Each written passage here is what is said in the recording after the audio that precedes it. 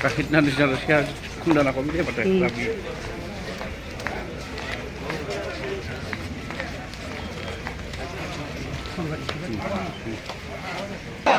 ইনকলাব জিন্দাবাদ জিন্দাবাদ জিন্দাবাদ সকলোকে আৰম্ভ কৰিবলৈ লৈছোঁ পুনৰবাৰ অনুৰোধ জনাইছোঁ সকলোৱে নিজ নিজ আসন গ্ৰহণ কৰক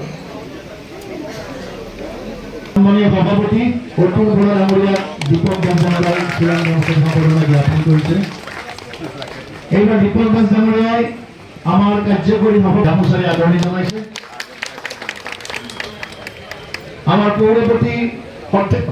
বৰপেটাৰ পৌৰপতি দাস ডাঙৰীয়াই আমাৰ দলৰ সভাপতিক আদৰণি জনাইছে ফাৰ্নিচন চৌধুৰী ডাঙৰীয়া দীপক সভানেত্ৰী তেখেতে আমাৰ কাৰ্যকৰী সভাপতি মহোদয় ফুলাম গামোচাৰে আদৰণি জনাব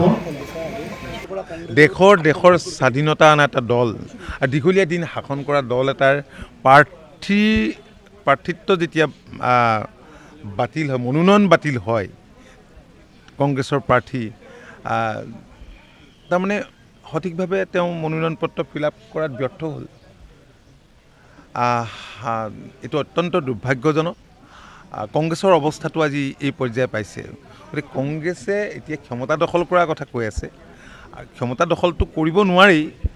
আজিৰ দিনত সেইটো এটা অলিক কল্পনা কাৰণ মুখ্যমন্ত্ৰী ডক্টৰ হিমন্ত বিশ্ব শৰ্মা ডাঙৰীয়াৰ দূৰদৰ্শী নেতৃত্বত 5টা বছৰত ৰাজ্যখনত যিমান কাম হৈছে এয়া কংগ্ৰেছে আচলতে কল্পনাও কৰিব নোৱাৰে এই কথা স্পষ্ট গতিকে ৰাইজৰ এবাৰ অভূতপূৰ্ব সঁহাৰি আছে আমি ভাবোঁ যে NDA হেক্টিক কৰিব ডক্টৰ হিমন্ত বিশ্ব শৰ্মাৰ নেতৃত্বত পুনৰ চৰকাৰ হ'ব আৰু বৰপেটাততো ইয়াততো এতিয়া নিৰ্দলীয় প্ৰাৰ্থী আছে কংগ্ৰেছৰ প্ৰাৰ্থী থাকিলে অলপ যুঁজ বাগৰ দিব লাগিলেহেঁতেন আমি ভাবোঁ যে কোনো সমস্যা নাই আৰু এতিয়া আজিৰ দিনটোত আমি ভাৰতীয় জনতা পাৰ্টি অসম গণ পৰিষদৰ কৰ্মকৰ্তাসকলৰ এখন যৌথ সভা আছিল সেই সভাত আমি কৈছোঁ যে আপোনালোকে ঐক্যবদ্ধভাৱে কিদৰে ৰেকৰ্ড মানে ইয়াত কৰিব পাৰে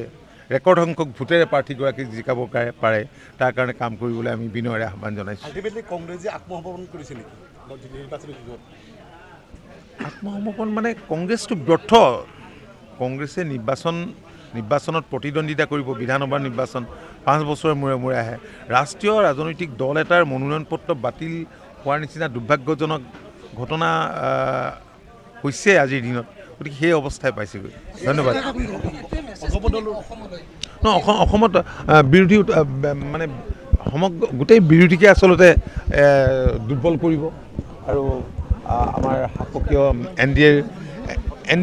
NDA উৎসাহিত হৈছে উৎফুল্লিত হৈছে ভাল হ'ব এইবাৰ হেক্টিক কৰিব পূৰ্বতকৈ এখন বাঢ়িব বাঢ়িব পূৰ্বতকৈ বাঢ়িব আমাৰ